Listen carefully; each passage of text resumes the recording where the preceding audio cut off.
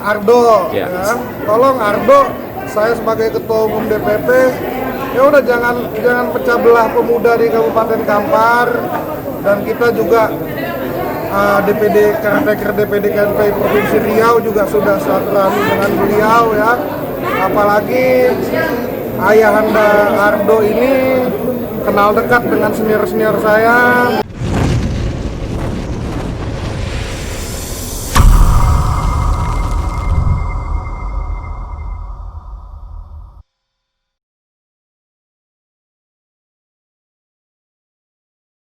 Seluruh rangkaian acara kita pada malam hari ini, saya selaku pembawa acara terima kasih atas pengertian atas segala. Bung Haris pertama, Bung Haris, izin ini gimana? Masih berkutatnya KNPI versi Nur Fardiansyah gimana nih? Ada yang mau dikontak? Nggak ada masalah, di daerah-daerah lain nggak ada, mereka nggak buat apa-apa kok. Iya, kayaknya di Kampar ribut banget itu. Apa? Dua versi ini gimana? Ya hari ini kan KNPI ini bunyinya kan harus anak-anak muda harus kumpul, organisasi harus kumpul. Jadi bukan para calo yang kumpul. Kan Rido kan udah pernah jadi ketua KNPI. Ya cobalah legowo gitu. Jangan juga mau jadi ketua DPD KNPI seumur hidup. Kesian dia. Jadi pergantian ketua KNPI Kampar itu harus dilakukan. Jadi di eranya Rido kan sudah ada tiga tahun bahkan lebih. Ardo ya? Ya Ardo. Ya. Tolong Ardo, saya sebagai ketua umum DPP, ya udah jangan pecah belah pemuda di Kabupaten Kampar, dan kita juga DPD Caretaker DPD KNPI Provinsi Riau juga sudah silaturahmi dengan beliau ya. Apalagi ayahanda Ardo ini kenal dekat dengan senior-senior saya. Ya tolong dilihat untuk kemajuan pemuda Kamparnya. Jadi ya regenerasi harus dilakukan.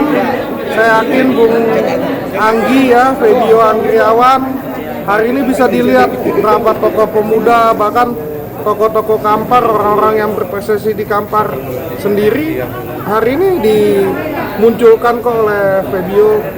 Jadi saya harap itu aja, bahwa Bung Ardo jangan sampai salah nantinya, karena nama baik dia sudah bagus sebagai mantan ketua DPD KNPI Kampar. Saya juga pernah mendengar, tapi dengan cara dia seperti ini nanti dia yang rusak, karena di kepengurusan DPP pusat bagi saya sudah selesai. Di beberapa provinsi bisa dicek, Aceh, Bengkulu, dan lain-lain ya. Bubble, nggak ada tuh yang namanya KNPI selain saya gitu. Iya, soal SK Menkumham. Update SK Menkumham 70% tadi maksudnya apa? Itu Pak Yasona udah bicara kok di media, bukan saya yang bicara. Pak Yasona sudah bicara bahwa SK Menkumham KNPI Fadrisi itu sudah dibekukan. Jadi bukan Haris pertama yang bicara, loh, Menteri yang bicara. Nah, dengan dibekukannya Fadri itu kita gimana? Ya kita kan udah ada bukti, udah beberapa bukti, bahkan ada 300 video yang mengucapkan selamat ulang tahun KNPI Energy of Harmony. Untuk salah SK, satunya Pak Yasona Lauli.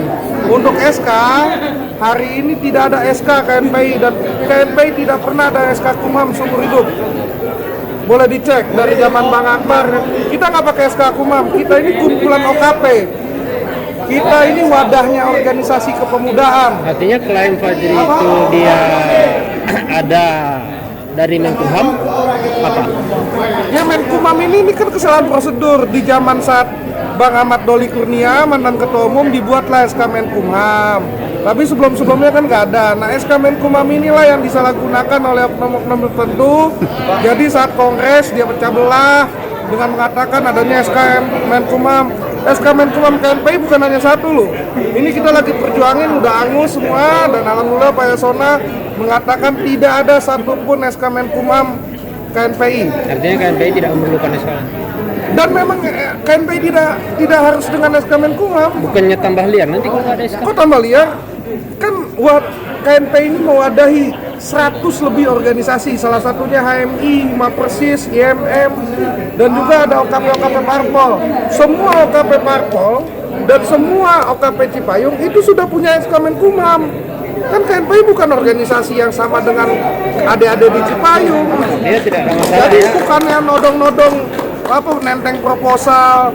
Saya nggak ajarkan itu KNPI. KNPI yang memberikan kontribusi kepada pemerintah daerah maupun pemerintah pusat, dan itu sudah dibuktikan.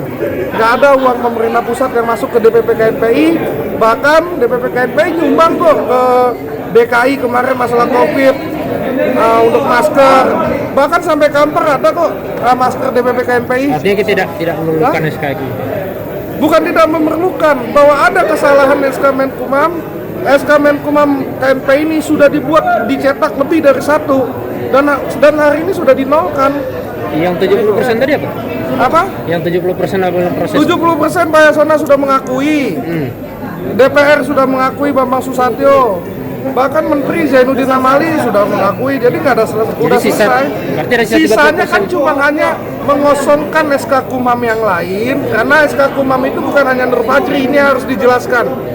Jadi yang punya SK Menkumham bukan Nur Fajran saja, ada Fat Arafi. Nah, inilah yang membuat pecah KNPI. Jadi SK Kumham dalam satu organisasi masih ada dua. Nah, hari ini masa saya mau jadi SK Kumham yang ketiga? Di sini saya katakan saya menolak SK Kumham yang ketiga, karena saya bukan orang gila. Mana ada satu lambang organisasi, ada 3 SK Kumham, ya harus dinolkan dulu dong. Baru hari ini.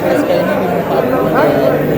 Ya kan ini kan SK Kumham ini dimanfaatkan untuk minta-minta APBD sama Bung Haris. minta uang ke pemerintah ngemis. Ya, Bung Haris, 6 Oktober gimana harapannya? Hah?